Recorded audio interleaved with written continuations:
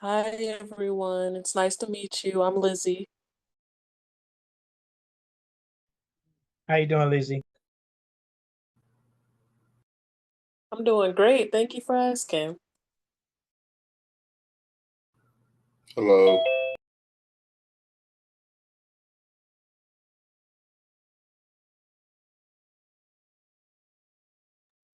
What's the WBBL?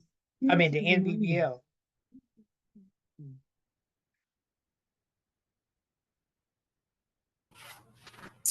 NBBL stands for the No Backboard Basketball League.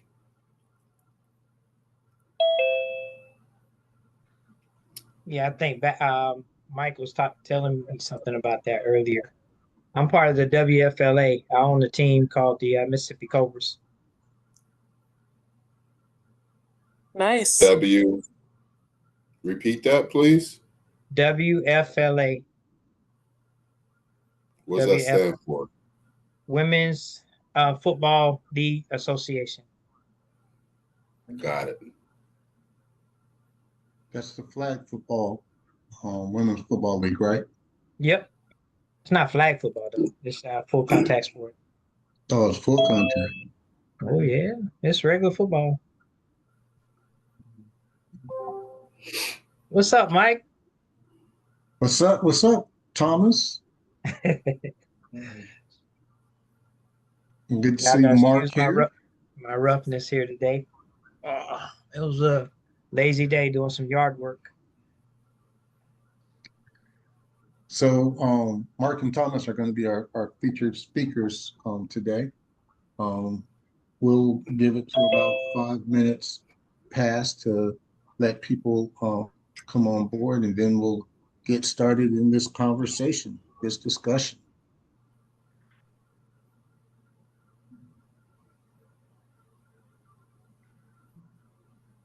What's up, Lola? Hey, Mike, how are you? I am blessed. How are you doing? I'm blessed as well. For some reason, my phone keeps cutting off the Bluetooth, so I hope you can hear me because I don't have any Bluetooth access. Yeah, we can hear you, though. All right, cool beans. All right, well, can't wait.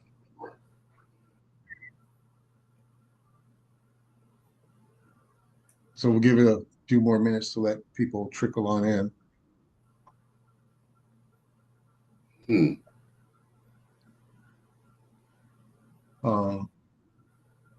Sup, Greg and Leroy and Lizzie. Hey, what's going on? How you doing, man? Good night. I am blessed. Blessed. Thank you. Thank you. Give thanks, man.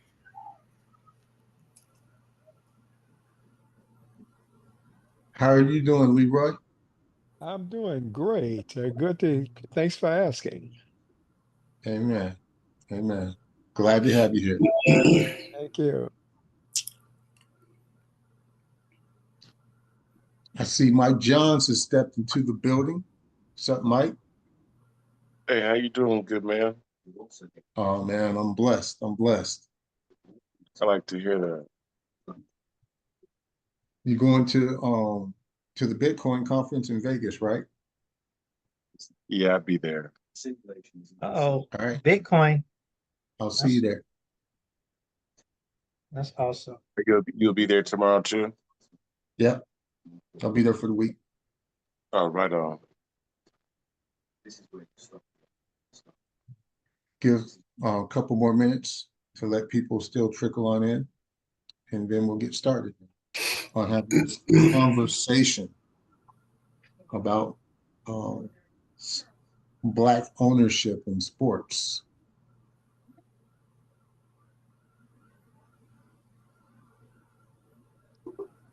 And our two featured guests are Mark Armstrong and Thomas Ford. And I'll introduce them in more detail in about a minute.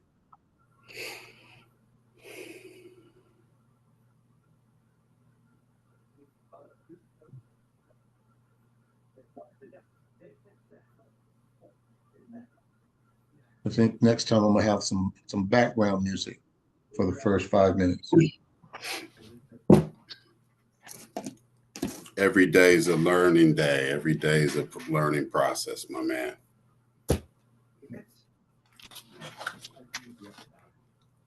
But Lola, I'm gonna be jacking your profile in a minute. Yes, sir. so are you in a position to kick us off tonight with this As new long format? as long as you can hear me. I will let you know if all of a sudden we can't hear you. Okay. Well, yeah, absolutely. Thank you for the opportunity to be able to do so. You and I have a lot of conversations about the project that you initiated that we're in together, CPIN, and we're always talking about ways and opportunities for us to share with people, just in the everyday goings on of things, how important it is to build community and how important it is to have economic strength. And this week we had a conversation about something that I thought was pretty powerful that I learned, right? It was new to me because I'm not really a sports fan. I'm, not really into basketball. My dad didn't play. I'm an only child. My cousins didn't play. Nobody. I don't know what was wrong with us, but we didn't do any sports. And so consequently, my mom actually is the biggest sports fan in the family.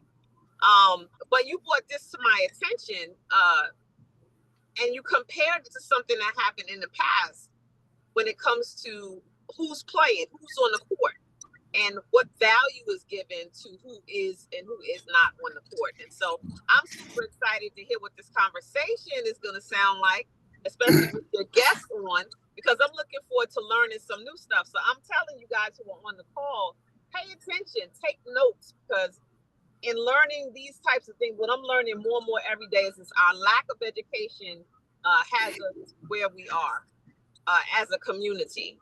And so these calls are going to be to make sure that we are abreast of, up to date with, and aware of everything we need to be aware of to take back our generational wealth and to make sure that we're able to build just like every other community. So with that being said, I'm excited about being on here. Mike, I'll throw it back to you. All right. Well, thanks for that introduction of our discussion that we're going to have tonight. And we've got two featured guests. First is Mark Armstrong. He is the CEO of No Backboard Basketball League, a new innovative type of basketball sport. And he's going to give us an overview on the pro basketball business and how it's grown and how we've basically have been shut out of true ownership. And then we also have Thomas Ford, who is an owner of the Mississippi Cobras, which is a women's football team. And so both of these gentlemen are introducing new ways of owning sports teams, and it's fractionalized. And it fits right into what the closed private investment network is all about, which is about allowing the average person to pool their money together with other like-minded people in order to invest in things that they typically don't have access to. And so with that, Mark, why don't you kick off this conversation about the lack of Black ownership in sports teams? Perfect. I will do that. Hello, everybody. I am Mark T. Armstrong. I'm the inventor of what we call Basketball to Remix, the modern interpretation of the original game, and the founder of the No Backboard Basketball League, which is meant to be a platform to bring this alternative basketball sport to the market. No Backboard Basketball League and Basketball to Remix is, we call it the modern interpretation of the original game. Original game was invented in 1891, 2 peach baskets, a soccer ball, and 13 rules. And the backboard wasn't included. So for the first 10 years of the history of basketball is played without the backboard, with the backboard becoming standard equipment in 1904. As a matter of fact, the very first professional Black basketball player, Harry Bucky Lou, played basketball without a backboard. Documented facts. You can look it up on Wikipedia. So my inspiration for the No Backboard Basketball League, and I don't have notes, but I don't need notes because this is what I do. And while Mike was speaking, I was just letting the stream of consciousness just flow through me on how this conversation should be, at least my portion should be presented. My inspiration when I came up with the idea for the No Backboard Basketball League, the whole concept of No Basketball the Remix, I just had a good idea at the time to create an alternative platform. But as I walked it out, it became clear to me that there's a real opportunity to create ownership in the sports space. I'm from the era of where I've observed, I like to say I'm a Gen X. I'm a Gen X guy at the very beginning. So I'm at the tail end of the civil rights movement. I'm through the Black Power movement and early hip hop, Public Enemy, X-Clan. Those were my dogs. That's what I rocked with, right? So the first couple of NBA strikes, where the question, how come athletes just don't start their own league, resonated with me as a young man at that time. And I think since then, the Black community has been bamboozled and tricked because we never really have identified, it could be in sports or it can be in entertainment, that one of our gifts is we are cultural trendsetters, but other communities have come into our community, packaged that talent, exported that talent, has exploited for profit and gain without our communities receiving anything. And we're at the point with the sport that I can't blame a young brother not there's two folks. Jaylen Brown had a recent conversation with 19 Keys. I encourage everyone to listen to it. Jaylen Brown, Boston Celtic, NBA champion, NBA playoffs MVP, where he shared there are certain contracts he didn't sign, particularly major shoe contracts. He has his own shoe that he's promoting because when he read those contracts, he realized that these guys were signing over their agency. And he actually said that it prevents them from leveraging their wealth to go back and make an impact in the community. So from my seat, when I look at the current athletes and understand the amount of money they're dealing with since 2012 and 2022, African American, Black Americans, or American Africans, however you want to categorize us, have earned in that decade, 2012, 2022, approximately $24 billion. And there's nothing to be shown for that as an impact in our communities. But they're held hostage by their contracts. And those that choose not to sign those contracts run the risk of not really maximizing their value. So from my position, I see a significant opportunity, particularly in basketball, to address this imbalance. And up until recently, it was pretty difficult to see and make the case for Black Americans to be able to say, hey, we're going to leverage our talent. We're going to leverage what we do best, and we're going to turn that into wealth that can benefit the communities. Our vision all along has been change the game, change communities, to create a new basketball platform to provide economic opportunities for Black and brown individuals to own wealth in sports, wealth earning assets. When the pandemic hit, everything started to fall in place. One, if you heard of name, image, and likeness. Name, image, and likeness allows high school kids right now in 38 states to be able to earn money from their name, image, and likeness, the branding, without sacrificing their eligibility. And anyone in college now can go out. Some of you who follow sports have seen college athletes in national commercials during the NCAA playoffs. When you combine that now with blockchain technology and the power that offers, as well as Regulation CF, which the Obama administration put in place, where now everyday individuals can access startup opportunities to invest in startups. Some of us may be familiar with Isaac Hayes III is doing with Fanbase.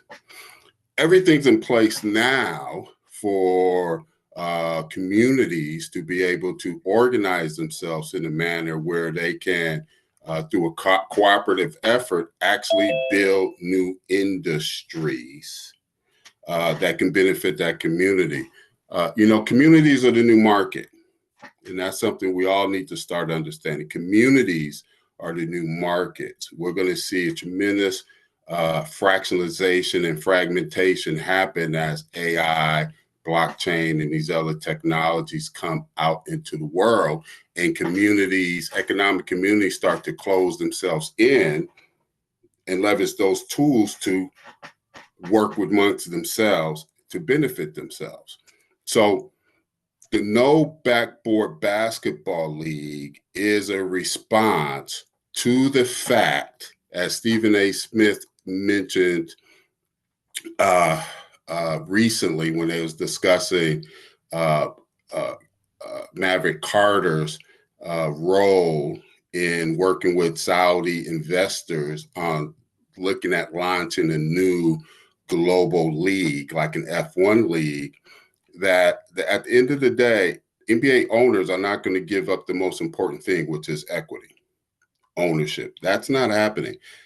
Out of the 96 professional sports teams across the 4 major categories, there's not a single Black American-born owner in the NBA, NFL, baseball, or hockey. Doesn't exist. We have minority owners, but no major owner. And on top of that, what we're seeing in the basketball space is a shift in power and influence. The Black American basketball player's day as that dude at the top of the pyramid is done. It's done.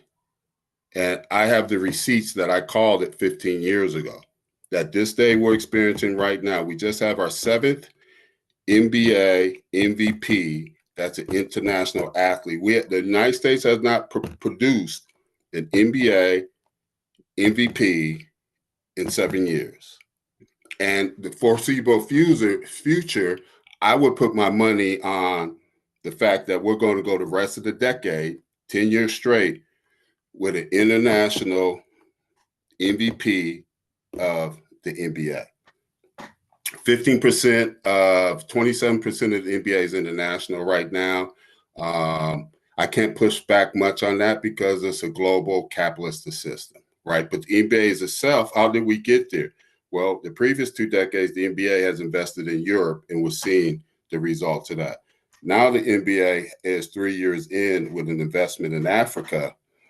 And I remember watching the Olympics 2 Olympics ago, watching the Nigerian team. I said, the only thing that's missing from them is the training and maybe the high level diet. Outside of that, they're black athletes, the black athletes, and they're hungry, right? All they need is skill. So what that means is there is a strong chance, if trends continue, that in the next 20 years, the Black Americans' presence in the NBA will be reduced from 70% down to 65, 50%.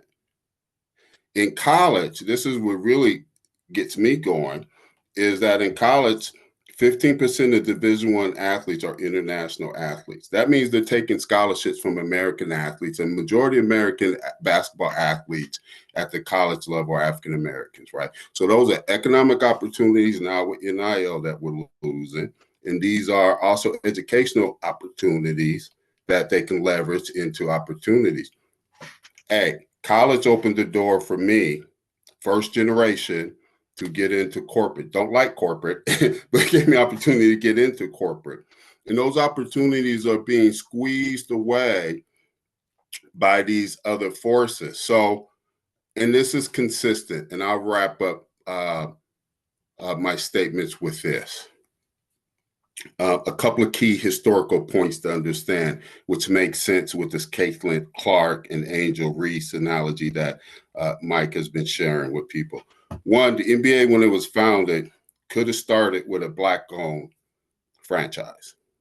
I'm a believer in the principle of first mention, meaning however something starts, that's the spirit of the thing that's going to continue with it. So the NBA had opportunity to open its doors to a Black-owned team at the beginning. Imagine what the world would be if that was the case. Second, we all know that when David Stern took over the NBA, the primary issue was it was too Black. Some of you may not remember when they pretty much shut hip-hop out of the NBA for a period of time. No chains, no baggy clothes. You had to come looking corporate to the games. And now what we're seeing, and the sisters are starting to experience what the brothers been experiencing all these years, is that whenever institutional basketball in the United States, and I could probably list off 5 or 6 examples, subtle examples of stark racism towards the Black athlete, whenever they get an opportunity of a great white hope. Right now in college basketball is Cooper Flagg, 6'9", highly athletic, white athlete, participated in the NBA Olympic camp, showed well. And Stephen A. Smith recently got called to the carpet because he's like, hey, you know, especially the Dallas Mavericks have the #1 pick. I'm drafting this 6'9" white boy that can ball because he's a 6'9" white boy that can ball. So our basketball in the United States is divided into 2 basketball. You have institutional, which is always going to be driving the corporate product. Therefore, there's going to be resistance for too much culture to be reflected in the game. And then you got street ball. And that's a whole nother topic, but street ball in itself has also, for those of us that remember the And One era, and they kind of had their own industry rising, that was shut down. How? Today, if you think street ball, is FIBA 3-on-3. So something that was an urban, something that meant a term that meant urban USA basketball, today means half-court basketball, street ball, 3-on-3 basketball, street ball, 3-on-3 basketball. So I think as a community, we've missed the boat. I think our Black intellectual elites have done us a disservice by downgrading athletes and athletic participation, not focusing on that it's a $1 trillion overall. Global sports is $1 trillion space. Basketball itself is approximately, by our estimations, $300 billion in value. Why wouldn't you want to figure out a way for historically the most powerful resource in that space to leverage that resource to create business infrastructure, et cetera? So the No Backboard Basketball League sees a window of opportunity to serve the American basketball competitive American basketball families, i.e. Black families mostly, to provide them with a platform that they can continue to compete on the global level, develop them to be able to participate on the global level, but within an environment, if they don't do professional basketball, when they come out of our programs, they are well-rounded as individuals, and they're prepared to succeed at anything they do in life, be it in sports or out of sports. And in the process, through leveraging blockchain, we're able to create a decentralized sports economy where we can share that growth of value with all of the members that participate and support us in building this out. So I'm open for questions at any time. Yeah, that's what I got, Mike. Go ahead, Lola. That was powerful information. So I wondered, I learned a lot just now. I hope everybody else learned a lot as well.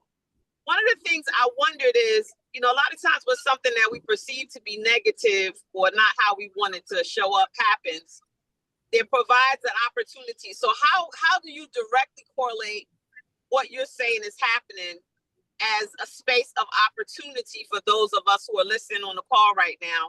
What opportunities specifically does that allow us to maybe be able to step into, to level out the playing field when it comes to ownership, especially because of the fractionalized ownership? Yeah, what kind of specific ways can we step into something that benefits us as a community? Well, with regards to CPIN, there would be the opportunity to be able to invest directly in the No Backboard Basketball League, right? And when that conversation comes up, we have full business plan, multi-year strategy. Our end game is 100 gyms across the country, employing 5,000 teenagers, young adults, working with 10,000 NI athletes from 12 to 22, boys and girls, 100 per facility, and servicing 500,000 pay-to-play members. Me and Mike has done the numbers. That will give us a market cap just on pay-to-play gym membership around 500 million.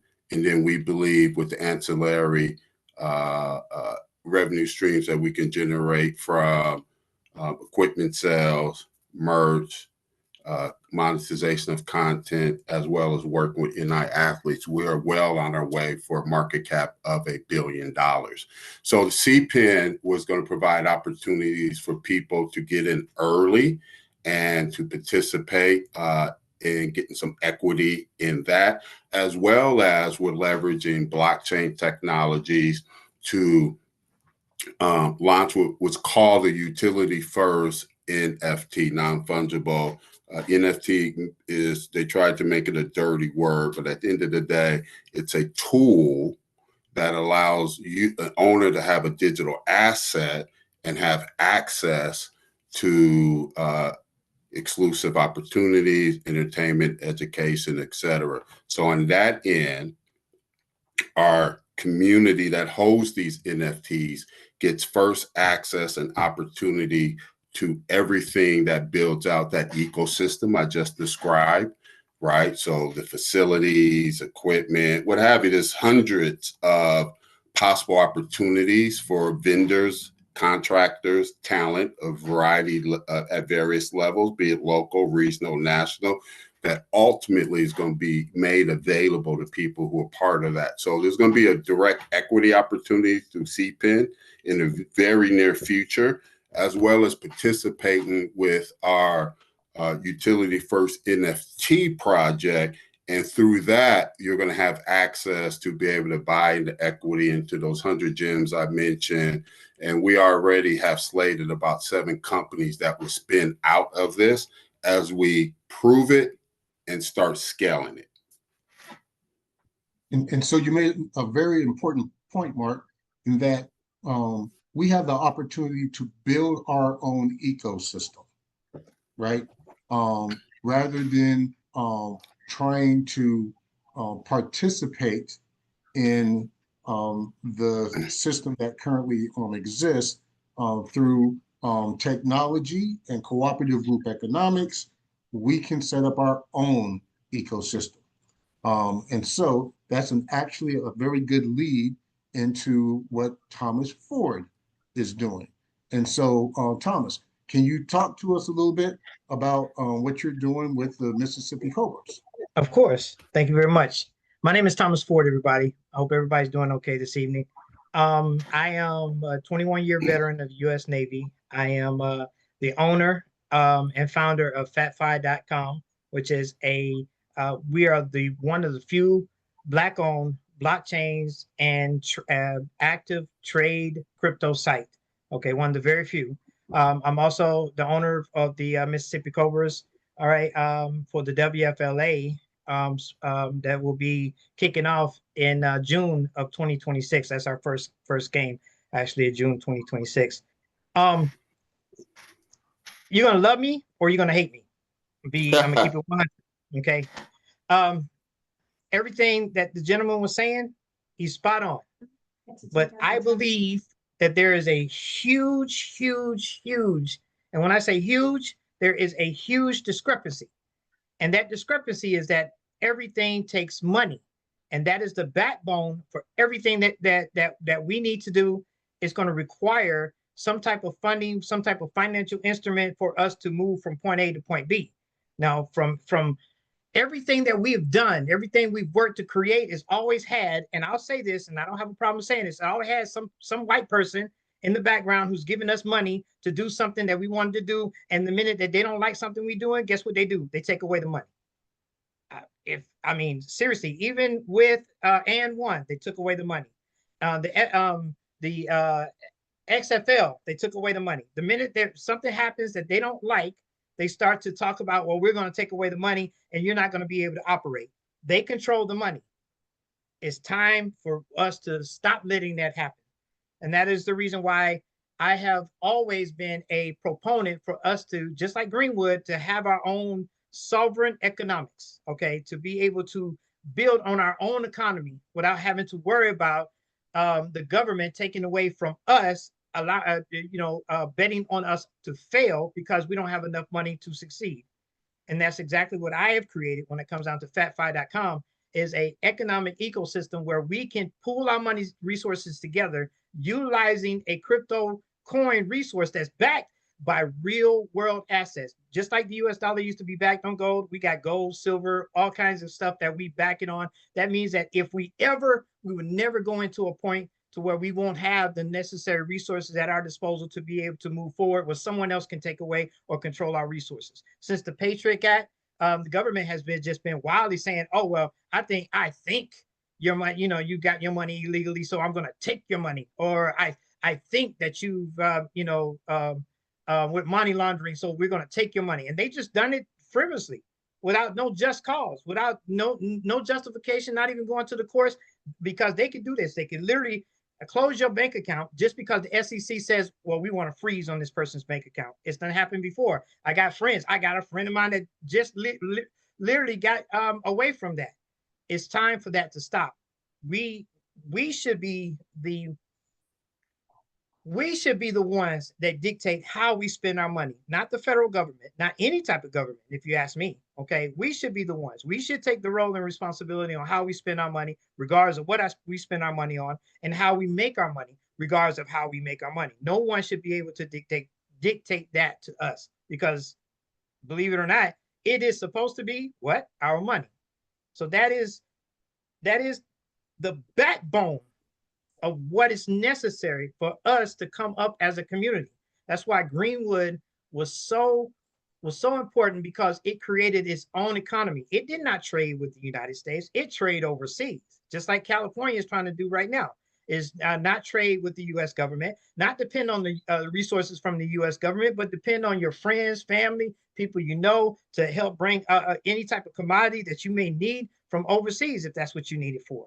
They control their own economy. We could do the exact same thing as once, and that's the reason why I created fatfi.com. Now, for the WFLA, I use fatfi.com to help organize, build a coin that's going to pay out, and I use coins and tokens, all right, because it's crypto. So we use coins and tokens. We have a coin right now that's available on fatfi.com that not only can you hold the coin and get exclusive rights to certain things, like you get 2-year exclusive what's that, season tickets, 2-year season tickets for your coins, but you also earn back money. And I'm talking about real money. But here's the greatest gift that's necessary. when you have crypto in your wallet, okay, real crypto, all right, that's worth something in your wallet, guess who doesn't have access to it? I give you I give you a hint. No, I'll just tell you, the government. Okay, they cannot go in your wallet. They can't close your wallet. They don't have access to your wallet. All right, only you have access to your wallet. So only you have access to your money. Now, with that being said, how many of you hate me? Raise your hand. So tell us a little bit more about the Cobras and what got Okay. you involved in the ownership of that team. Right. Well, the Mississippi Cobras, well, the WFLA Sports started by has been started by Joseph Collins. He is the founder of Punch TV Studios, and URBT News. And me and him are close friends. And so when he said he was starting his black-owned football federation, I said I'm all in. He didn't want to go to Mississippi at first. All right, he thought, oh, no, Mississippi don't have enough people in it, or whatever the case may be. But I promised him that, look, I tell you what, I'll own the team. I'll buy the team if you would actually, just, also utilize Mississippi as one of the team resources. And that's exactly what I did. So I hopefully, did that answer your question or no? The Mississippi Cobras is all about females. All right. It's all about, and it's no men who identify as females cannot play. I'm sorry to say. No, I'm not sorry to say, but it's all females, and it is a pro sport, which means that the females will get paid for participating. So we'll have a draft and everything. Does that answer your question? Yeah, it does. And so we've been presented with some history on professional sports and how Blacks have helped build professional sports, but there's still no majority Black owner of any professional sport in the United States. And we've been presented with two creative opportunities to be part of building a Black ecosystem that allows for the ownership in sports. So at this time, I see Michelle has her hand up. So go ahead, Michelle. You got a question? Hi, Michael. Good evening, everyone. I had a question for Mark or Thomas. I think it's more directed towards Mark, though. But so I'm understanding what both of the opportunities are. I, too, am not a sports person, love it or hate it. I know who Caitlin Clark is. I know who Angel Reese is. Don't ask me too much after that. Okay. So my question is, as I'm listening to the why of it all, I'm in agreement with that. I'm in agreement with the numbers from what I'm hearing. It just makes sense, right? If I am a mother of or a parent of a school-age child, let's just say high school son, and I've got my child in, I think this is more of a Mark question, and I've got my child in all of these things like was it AAU or whatever the basketball equivalent is to all these traveling teams going around town, that part. I have friends whose sons are in things like that for basketball, baseball, whatever, and they're traveling and they're trying out, and that's the whole family dynamic is geared around this, which is what I'm kind of seeing for the NBBL, right? What makes it attractive to me as that kind of parent to invest in the NBBL, my child resource, right? Because I mean, you're talking about making it attractive to that parent profile so that they would then move their child from AAU. Y'all don't judge me if I don't get these names right, but from that traveling sports team to this setup. What is that? Is that what you're talking about, Mark? I'm trying to make it make sense because this is No, like the what? traveling Yeah, thing is such a rooted thing in culturally to any race or family. So break that down for me. And then the other thing is, are you already prepared with the partnerships with the gyms, or is that the proposal? Is that the vision, or is that something that's actively in the work and you have gyms or facilities, I should say, prepared to accept your students or your teams and things like that? I think both. So the first part, we're positioning ourselves in the marketplace to be a supplement and a complement, not a replacement. Okay, so what does that look like?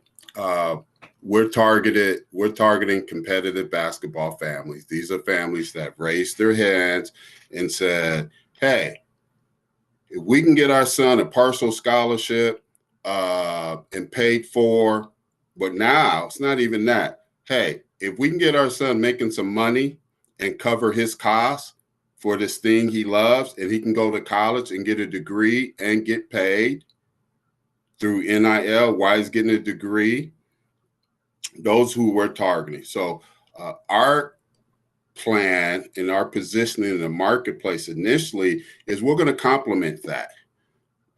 So what does that look like? You're going to have your high school team, you're going to have your club team, you're going to supplement a few days a week your training. You're just going to replace some of your training activities in general from a basketball environment into the no backboard basketball environment.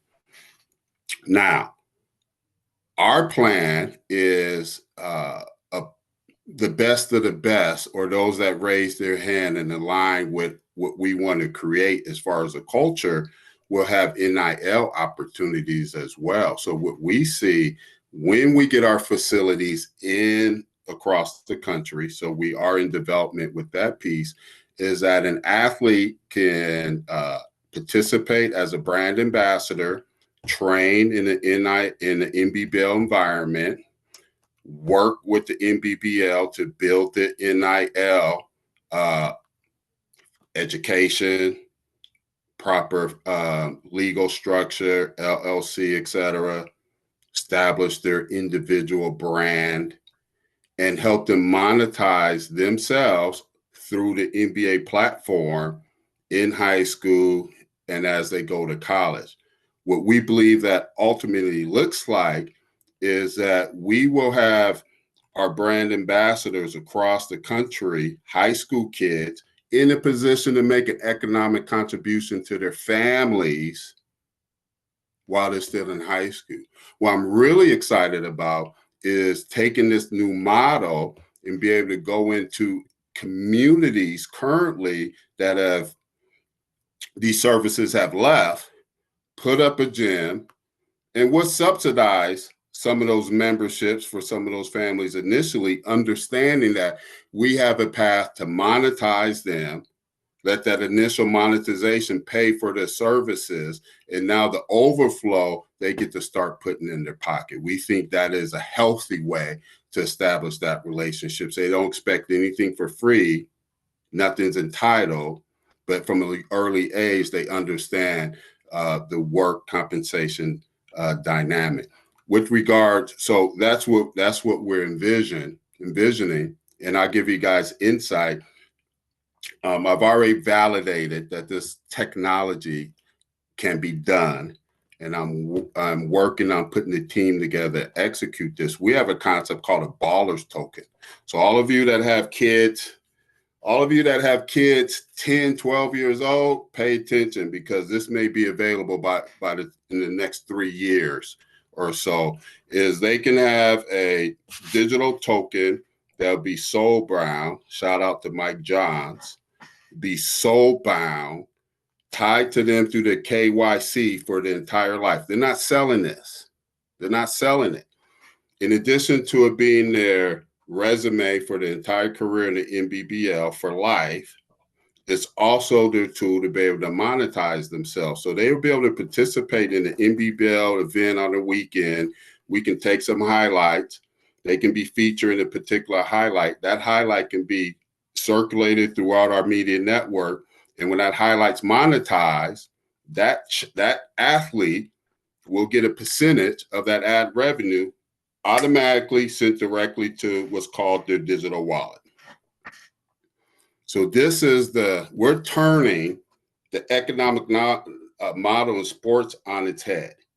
So when we speak about 100 gym and 10,000 NIL athletes, we want all of our athletes to have this soul-bound coin that not only will allow them to build a portfolio of digital assets that will drive revenue for them, but if any of that content is really strong and has some evergreen ability to it, they may be done with basketball after high school, go on to college and do a normal college thing and play intramurals, etc.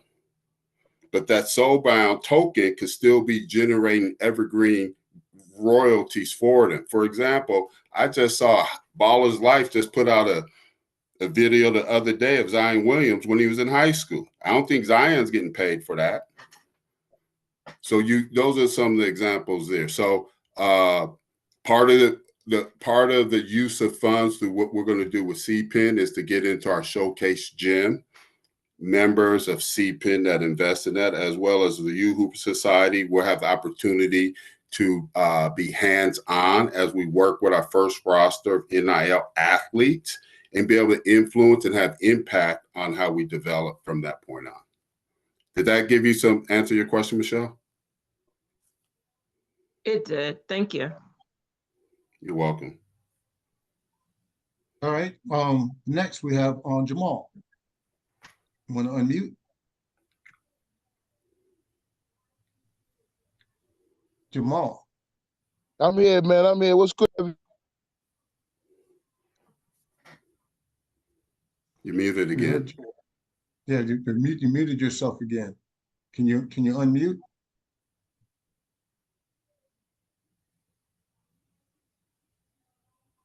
Okay. I got it now. I'm good. Yep, you're good now. No, he went back to the mute. Jamal? All right. While you work on your microphone, we're gonna have Lizzie speak up. Go ahead, Lizzie. Something got me bugged at night, man. But I hope y'all got me now. Something got me really tripping tonight. But am I clear? All right, okay. Go ahead. Go ahead, Jamal. Tomorrow can Thomas, I appreciate all the information. Everybody else that came by last week, we had 4 people. So the C14 and the CPIN, that's really nice. And I appreciate y'all coming to support my brother, right? But look, what I see from both sports, and I've watched what Mike has sent me, and I've seen some women's pro ball just on YouTube watching, right? The marketing needs to be picked up. The marketing really needs to be picked up. And the easiest way to do that is AI, because you can do stuff that's top-notch stuff for not paying a lot of money as the NFL and Major League Baseball and all them play, right? The first question I would ask for Mark, okay, from what I saw from the No Backboard League, it's a league that I see that would attract guys that maybe didn't have that body to penetrate to the rack, you know what I'm saying, that were better shooters. I think you're going to have to be a real pure shooter to play in that league, right? So I think the type of player you would attract might not be, the high flyers. In basketball, it's still above the rim. It's almost like I look at the WNBA. I like that as well, but it doesn't get the views because it's not above the rim. But to me, it's the purest form of basketball when you watch the WNBA. Passing, finding the man that's open, the way they shoot. So I appreciate the sport itself. To me, with women's football, I like that too, just because it's football. But I don't see the I don't want to call it professional because it's just beginning from what I've seen. I've seen some Texas teams play, North Carolina teams, the lingerie football league, whatever that was. You know what I'm saying? But that was good athletes, but bad package. But from what I see from both businesses, holla at me. Y'all gonna need some marketing and on some different stuff. So I'm willing to help. Just holla at me. Might get y'all my information. I ain't no plug, but I will plug myself. I don't care about none of that. You know what I'm saying? But I enjoy both of you what you're doing. My cousin Gabe, Book 3A Johnson. Mark, look him up. His name is Gabe, Book 3A Johnson. Just graduated Central Arkansas. About to do some things overseas. I won't give my cousin's business up, but great shooter. Can get up. Led the league in pass, I believe, in high school AAU. So like the lady was talking, My cousin been through this. He AAU'd up. You know, he went to every state, played in the Rucker. Mm-hmm. My cousin played in the Rucker. You know what I'm saying? So it's, I get what the lady is saying. Like sometimes, what type of athlete or why would I trust my child to come to the no backboard where they have, that's a whole new thing. But I like to give me some game footage, man. Let me play with it. Let me show you what I could do, and let's make it I'll let my man Mike, he'll let you know about me. You know what I'm saying? If I'm keeping the street, he'll let you know. You know what I'm saying? But my man up top, Thomas, I love the game of football, whether it's male or female. The fact that these women is padding up fully and out there really playing 11 down on 11, I'm with that. So holler at me on the market. Let's have some fun with it and get some eyeballs on y'all. Because now we got streaming. Now we got 8, 9 social media platforms. But y'all can't do that by yourself. Let me do some heavy lifting. Holler at your boy. Thanks, Mike, man. Appreciate you. All right. Thanks. Hey, Jamal, I appreciate that energy, man. You sound like an NY brother, definitely an East Coast brother. I know a few of them. I would say this, man. I'm one over. I'm in Jersey. I'm one over. Word. Let's put this. I have my time in New York. You know what I'm saying? We go across the water. Right. Appreciate y'all. Let me mute up, man. I appreciate y'all. Thank you. Word. Jamal brings two things up. We're going to position ourselves as futsal for basketball. Futsal is indoor soccer, less players, smaller ball, heavier ball, over 100 years old, just like basketball, created in the NBA, in the YMCA. There's a global futsal C association. They have a world championship. They have a direct relationship with FIBA, which is the Global Football Soccer Association, right? There's more than a dozen Hall of Fame soccer players that attribute their foundation to playing futsal first. We believe we're going to do that. And I think, Jamal, some insight, like we have a 3-point key, right? So that dunk, the high flyers, they're going to get rewarded with 3. So what we finding is actually, and also because there's no backboard, what we find out with guys who really like to bang bodies around the paint, you know, once they figure out they can go left shoulder, right shoulder, no backboard, we see cats really open up the game around the post. And they like that because now that's going to translate to the touch back in traditional basketball. Because remember, our hoop is 2 inches smaller. So we think the 3-point key is going to drive that action. That's going to keep the old school bangers in the game, as well as going to attract the high flyers and the slashers to the rim because they're going to get rewarded. And then the final thing, the visuals, right? Sounds like you're a visual media guy. Just imagine the visuals we're going to start seeing when cats are playing above the rim with no backboard, and we see that elevation, right? We've seen the pictures with guys' heads like this and they're looking at the rim, right? Now imagine what that's going to look like when that backboard's not there. That's going to be a whole new visual that's going to get people's head spinning. Give me and then some on the footage, man. piece, Give me some footage. I can chop word. Give me some We'll footage, make that man. happen, man. I got plenty. Yeah, for sure, Plenty of raw footage. We'll see what we can do. First one on the house. First one on the house. Give me some stuff and we'll rock it up and make it nice. And I do my own music too, so we got all of our stuff is licensed, from our music to our cutting to our videos to our production. We all licensed up. So hey man, I may have to give you some. I may have to give you some of our music to use. You know, I've been playing with that AI. We got 22 no backboard basketball tracks already registered with ASCAP. Anybody can post something on social media right now. If you type in no backboard basketball music, you're going to see a list of no backboard basketball songs come up. Instagram. We on the same page then. YouTube, we on the same page. TikTok, etc. And then on the marketing piece, that's where the NIL athletes are going to come from. Because what I've proven out in with our social media data is we have no problems getting people's attention. But this face right here in this age bracket only can resonate so far, right? So once we're able to create the content, but now when they come down the rabbit hole, they're seeing their peers and they're hearing their peers' testimonies and stories, etc. Now we know we can make it sticky, and we're going to be able to start building a community of the peers. What we're looking right now is just trying to find the business people who can think 10 years ahead, who can see $1 billion vision, and we want to get on the ground floor for all the economic opportunity that's going to unfold. Once we got in that place, then we're going to go get these young heads, and we're going to help the young heads exploit this to their benefits and their families. Okay. You got any overseas markets? Are you playing any interest overseas? No, man. This is focused for American basketball, man. Brothers and Okay. sisters. Okay. Got to build it here first before you build it anywhere else. I understand, man. Thank y'all for That letting me part. run my big mouth, man. I appreciate y'all, man, for sure. Holla at me, All though. in. Yep. All right. Thanks. Thanks, Jamal. Lizzie, go ahead. It's your turn to speak now. I had a question for Mr. Ford. I think his name is Thomas Ford. You said your team was in Mississippi, correct? It is going to Mississippi. That is correct. Yes. Oh, going to Mississippi. Okay, because I had a question, and any guy could probably answer this. I think that was Lola. She was like, "I'm not really into sports. I know sports. And one of the biggest rules I've learned is don't say you like the Cowboys. That makes people go crazy." Ah, Apparently, but do you guys think that Mississippi, my home state, will ever get a team in the NFL, or that's not feasible? That is a good question, and that's the reason why I had to literally put money behind bringing this team, the Mississippi Cobras, to Mississippi because that was brought to my attention as well. That Mississippi is not big enough, it's not advanced enough, it's still the 50th state in some realms, 51 state in others. Okay, and a lot of people don't believe that it's time for a growth in Mississippi. I think it's past time. What I'm working at doing is I'm trying to, because here's the thing, Jackson, Mississippi is 87% Black.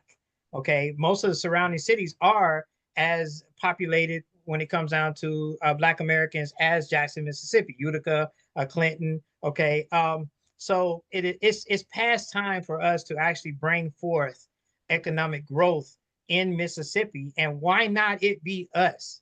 Why not we have, because again, as I said before, if we don't own stuff, okay, if we don't become economically sound in our own rights, then it will make it easier for them to take from us, okay, and harder for us to build something.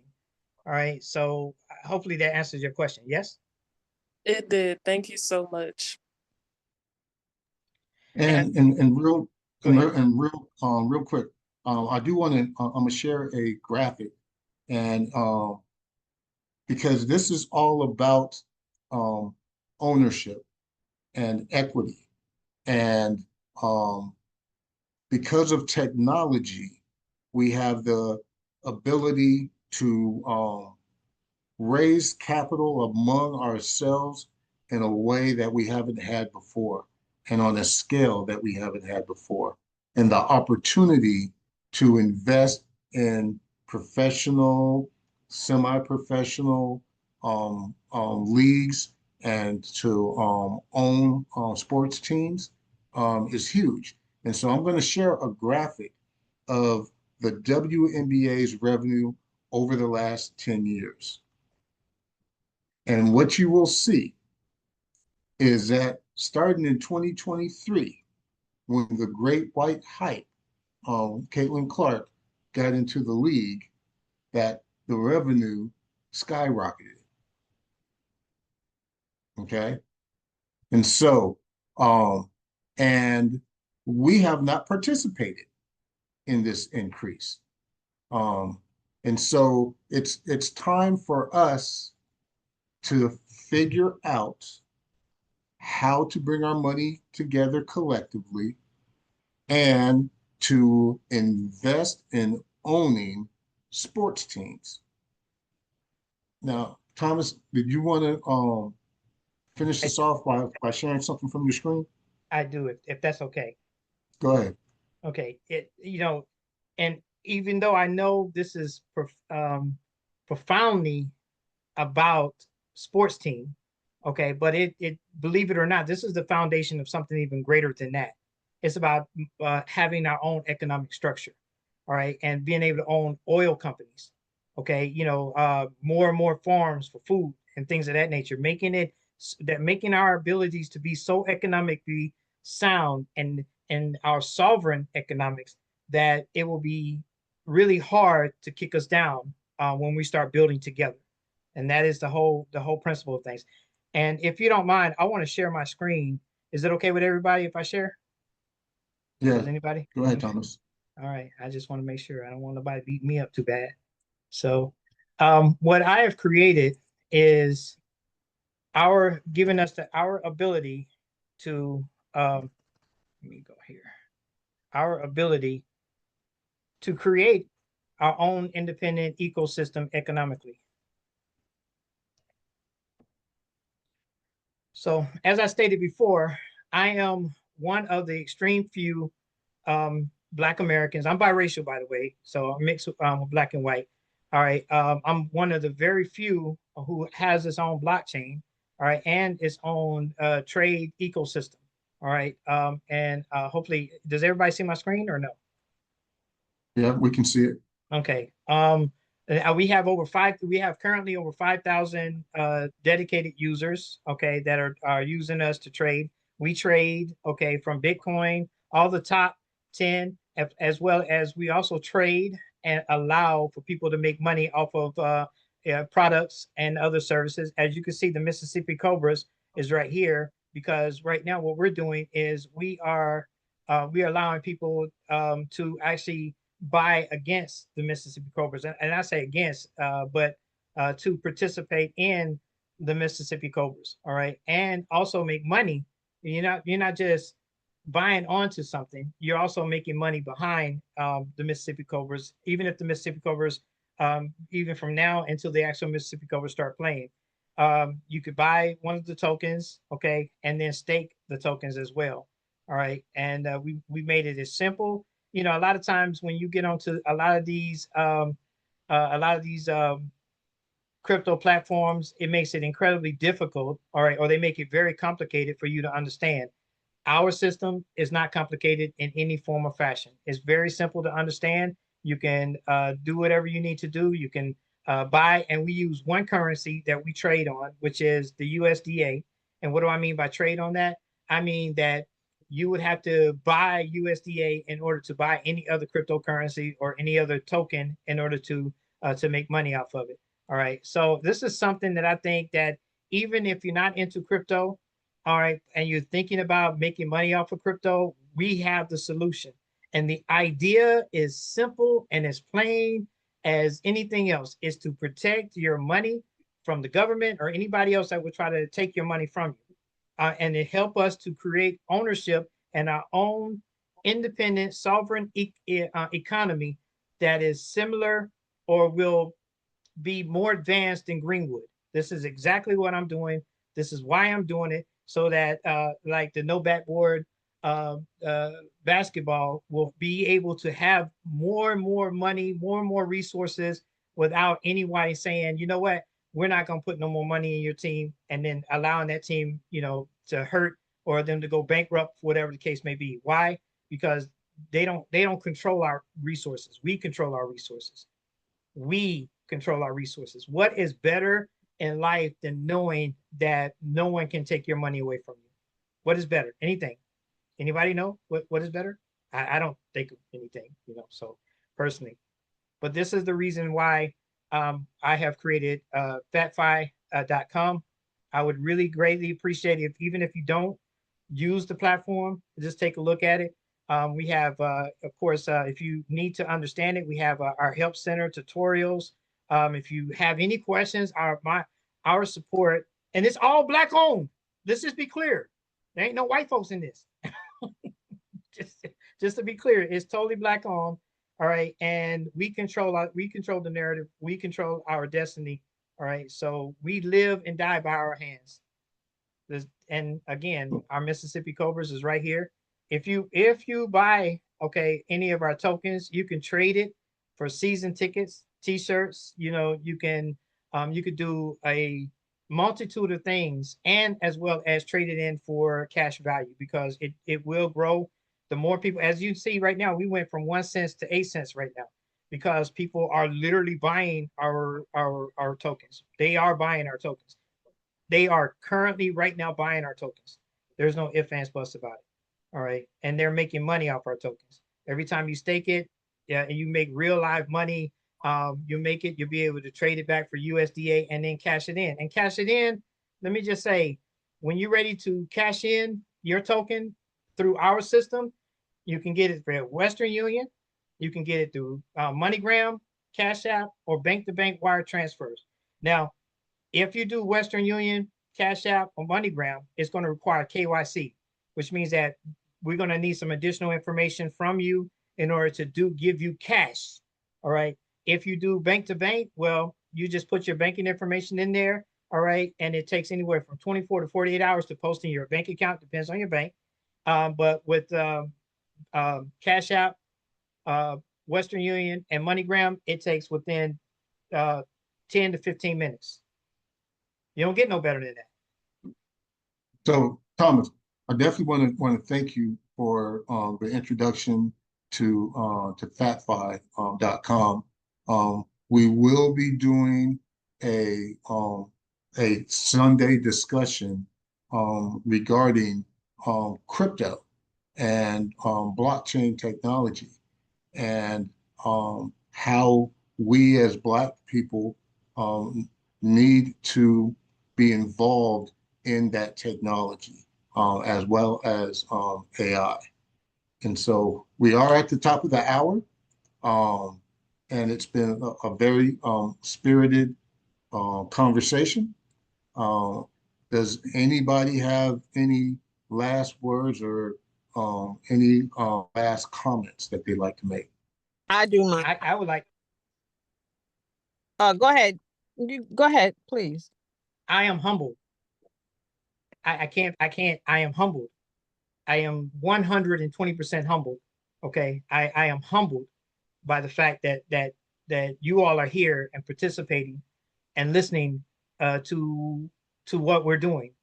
It has been almost for me, it has literally been a uphill battle trying to get, and I've been doing this for the majority of my life. I have given as all my money, all right, to support our community. I've spent thousands, tens of thousands of dollars building stuff, not for myself, but for this community. And I am humbled that Michael has allowed me the opportunity to be here. I'm humble for everyone who was here. I'm humble for the information and knowing that I'm not the only one out here trying to make things happen for our community. And I have to say this, how much I appreciate each and every one of you for being here tonight, for allowing me to even run my mouth, however short or long it was. So that's all. Thank you. God bless every one of you. And I'm done. All right, go ahead, Lo. And I want to, I guess, piggyback and second what he just said, because I really want everybody to make sure to really understand what you're hearing. I want to make sure that everybody is completely aware of the gift, because I think you used that word, that these kind of conversations bring to our community. We could talk, right now, everybody's focused on celebrity cases that ain't got nothing to do with them, nothing to do with their household, nothing to do with any of that. And it's a distraction. But I'm reading a book called Happy Land. And in Happy Land, it talks about how hundreds of billions of dollars worth of land have been lost from our communities because we did not know. We didn't know what we didn't know. And so every single week, right, on Sundays, we're going to bring the opportunity for you all to be able to listen for yourselves, to share with the people that you like, love, know, and trust, and have everybody become aware of what's available to us as a community. Sometimes we get paralyzed in the propaganda, and we think that we're a silo. We think that we're on an island by ourselves, but we're not. And I think just this amount of information that we learned today and what we found out is even possible, because I didn't even know that FatFi existed, and I'm definitely in the crypto community, and I have been since 2021. And so to know this and to know that there's an access point which is coming to you from CPIN, right, is powerful. So don't keep it to yourself. When you get off of this call somebody, tell them about something that you heard that touched you, something that you heard that you didn't know before, something that you heard that might be able to improve their lives, improve your life, or improve our community. Because look, We had this on the website. We changed it. And we made it sound pretty, but the reality of it is no one is coming to save us. But we don't need anybody to save us because we have each other. And amongst us together, when we weave these threads together, we don't need anybody. Like you said, brother, won't need anybody to give us money. We don't need anybody to come save us because we are perfectly capable of saving ourselves because we have saved everybody else for hundreds and hundreds of years. So go and tell everybody you know, screaming from the rooftops, from your car window, send text messages. We're going to send text messages about what they said in the Diddy trial tomorrow or Tuesday. So send text messages about this because this benefits and elevates us. So I wanted to put that out there to make sure everybody leaves from the call with a call of action, which is go tell somebody else, go go tell this, right? And bring them on a call with you next Sunday, same time, same bat station. And we'll have another conversation that we promise will enlighten you and your family and your future and your legacy. Mike, I'll throw it back to you. Does anybody else have any closing words? Amen. Thank you, as always, for the opportunity. I would encourage anyone who is interested in the race relationships with sports. William C. Roden has a book called The $40 Million Slave, which is my inspiration for my work. Just keep in mind that there's been eras where Black athletes were the dominant jockeys. They were the dominant bicyclists. And at one point, we were dominant in American baseball. It's happened in the past. So there's a window of opportunity to leverage the technology and the opportunity to really carve out $1 billion market in the sports world that could live for generations well beyond us, that could impact our families 2-3 generations in the future. So with that, I appreciate everyone's time and attention. Mike has my contact information. I'll throw it in the chat real quick for anybody who might be interested. All right. Thanks, Mark. Anybody else have any final words? Well, I want to thank you for spending the little bit over an hour with us. This is the community portion that we are building as one of the first of the 3 pillars of the closed private investment network, CPIN, CPIN. And so it's coming together of like-minded people. And so we do ask that you come back next Sunday. We'll have a new topic and that you bring somebody with you. Again, thank you. Stay blessed and stay safe. Peace. Be blessed. Bye-bye.